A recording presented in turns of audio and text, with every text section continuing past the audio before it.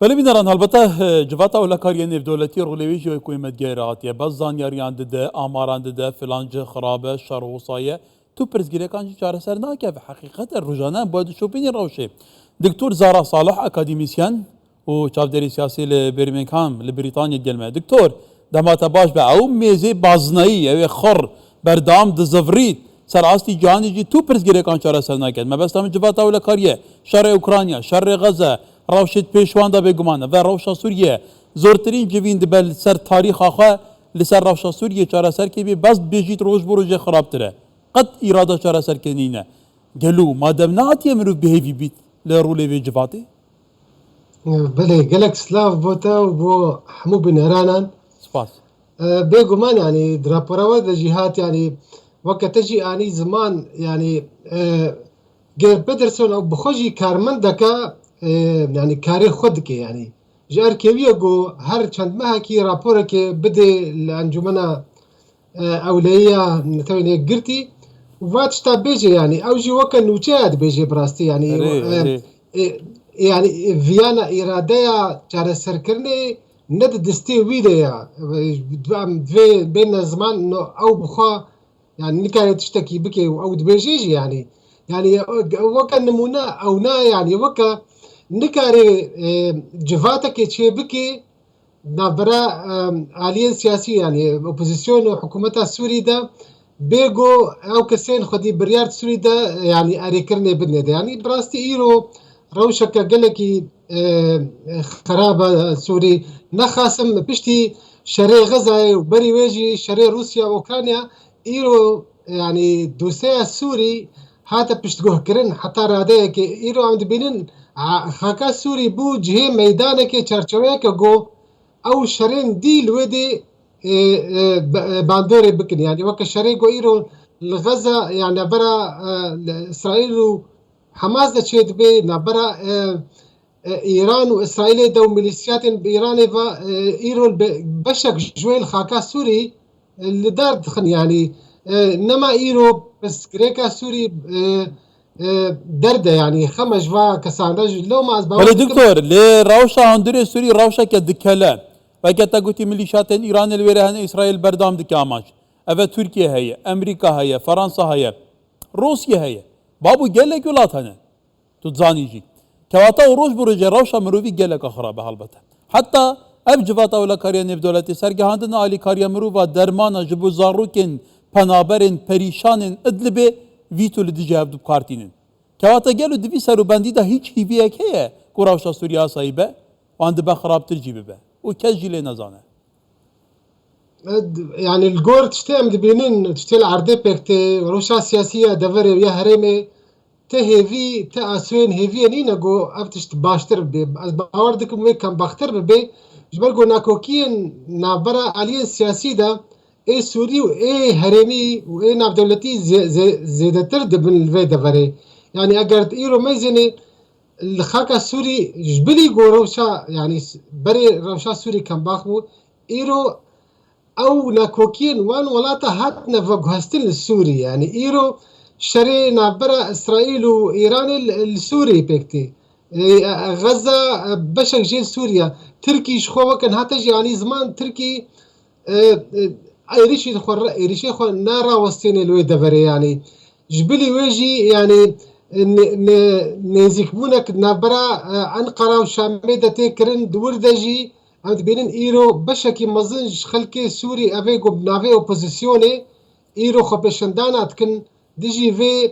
نيزيك بوني اي سايكرنا بيونديا انغو ام كارن بيجن روشا سوري دفيدا ميدا قلقي تفلي هافا افجي باندوري تكيل لسر اريكاريا مروفايتي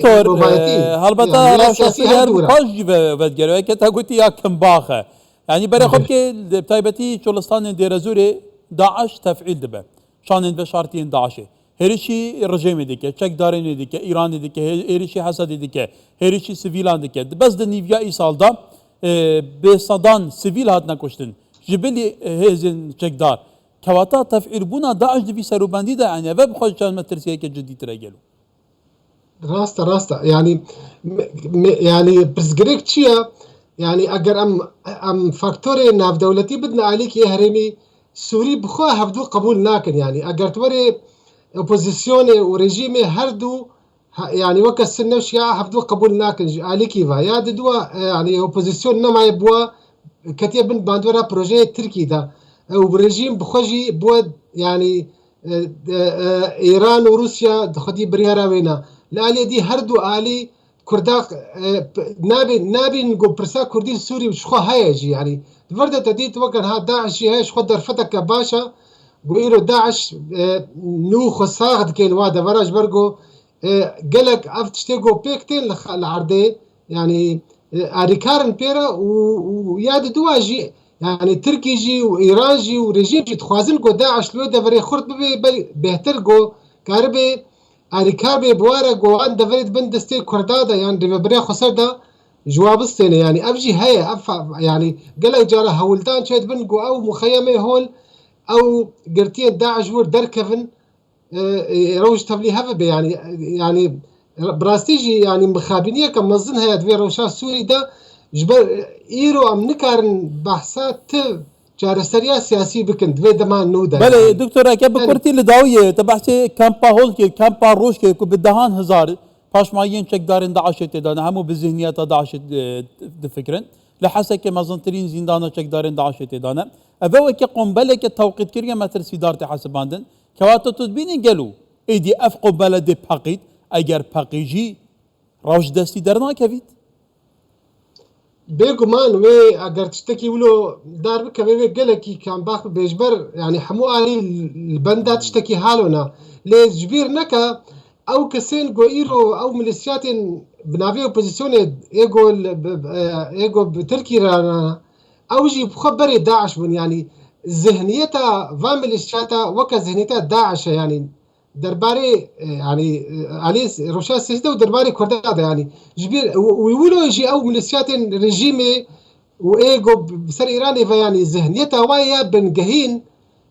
يا تندراوة يعني نجو داعش لما مترسي سر حمود دفري هيا مترسي سر اوروبا هيا مترسي سر هرما سر كردا بري هركسي هيا جبرجو حمو آليجي الهيفيات هول هلدانا جوش كردا بكن جلوما مترسي قلكي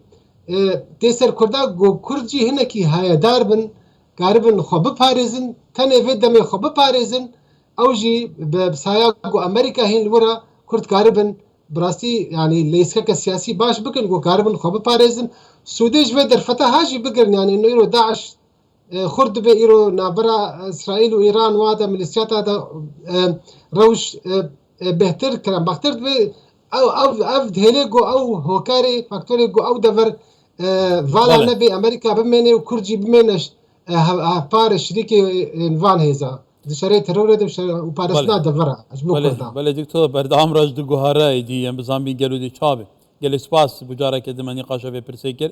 برئیس دکتور زارا صالح اکادمیسیان و چاودری سیاسی لبرمنگهام لبریتانیا واره که خوش